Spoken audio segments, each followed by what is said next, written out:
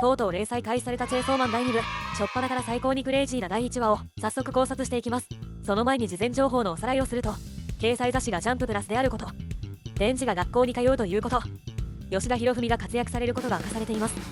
そして今回の98話で分かったことはざっくり4点、それぞれ考察していきます。コケピー志望、チェーソーマン活躍、4人の騎士登場、戦争の魔人爆誕、狙いはチェーソーマン、核兵器の認識。まず衝撃のコケピーこと開幕1ページで登場したキモすぎるフォルムの悪魔、第2部最初の悪魔ながら最初に死亡するキャラとなってしまいました。そのネーミング役長は同じくジャンプラで大ヒットしたタコピーを思わせます。また学校と鶏という組み合わせは辰木先生の読み切り、庭には岩鶏がいたを連想させますが、関係性は特になさそうです。未読の方はぜひ探偵集を。他にも爆殺シーンは話題の読み切り、さよならエリのセルフオマージュな構図となっており、思わずにエリとしてしまいますね。気の抜けるような日常パートから始まり、徐々に激しく緩急をつけて展開していく辰木先生得意の手法が1話にも詰まっていましたね。続いて主人公のチェーンソーマンについて、デンジは登場しませんでしたが、その後もヒーローとして活躍していることが判明しました。これはつまり民衆の支持を得ることで恐怖が薄まり、デンジが弱体化している可能性があります。一方でパラレル側の恐怖で強化され、うまいことパワーバランスが調整されていそうです。早くデンジの活躍が見たいですね。なおえらいものを吐き出させられる模様。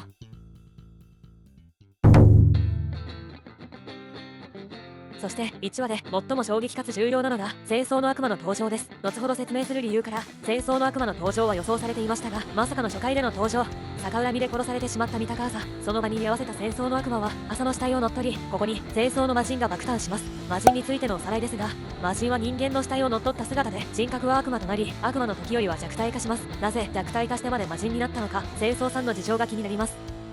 戦争の悪魔は4人の騎士と呼ばれる悪魔の1人と考えられます。4人の騎士はかつて協力してチェーンソーマンと戦った者たちで、マキマが名指しした亡くなった方が幸せになれる概念の悪魔と思われます。これは新約聖書の黙示録の4騎士が元ネタとなっていると思われ、後半編の支配の悪魔から学校編の戦争の悪魔と騎士の登場の順番通りの展開となりました。戦争の悪魔は第2部のラスボスとなるのか、4騎士ごとに第3部第4部と続くのか、ワクワクが止まりません。気質の支配の悪魔との関係性や闇の悪魔のような超越者扱いとなるのかも気になるところです。続いて戦争の魔人の能力ですが、現時点での描写では対象を武器に変換することができるようです。おそらく強い対象であればあるほど複雑で強い武器ができるのではないでしょうか。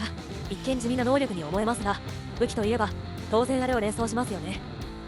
そうです、第1部で最も謎に包まれた存在、武器人間です。武器人間はレンジやレゼのようにあくまでも人間でもない存在で、チェーンソーマンに概念破壊された後もなぜか存在し続けることができています。そして武器の悪魔たちは4騎士と一緒にチェーンソーマンと戦ったことが判明しています。戦争の魔人の能力が武器化である以上、謎の存在武器人間にも大きく関わっているでしょう。上位概念である戦争の悪魔が存在する以上、武器人間の概念は消滅しないとかでしょうか。それであれば4騎士と武器の悪魔たちが共闘していた理由も辻褄が合います。実はこの説は以前に別動画でも提唱していまして、武器人間についても深く考察しておりますので、ぜひ見ていただけますと幸いです。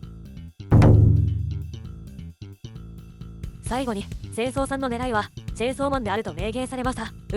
平穏な学校生活は無理そうです。先ほどの戦争の悪魔と武器人間が関係ある説でいくと、レンジとも関係がありそうですね。チェーンソーマンは他の武器人間よりもさらに特殊なので、そこら辺の謎の解明が待ち遠しいです。そして最後の核兵器発言で多くの読者がざわついたでしょう。なぜなら核兵器はチェーンソーマンによって概念破壊されたものの一つだからです。マキマさんは支配の悪魔の物事を司る能力により自分だけ覚えているとどやっていましたが、戦争さんもしっかり認識しているようです。武器を司る悪魔なら納得ですね。核兵器を入手して何をしようとしているのか、今後の展開が楽しみです。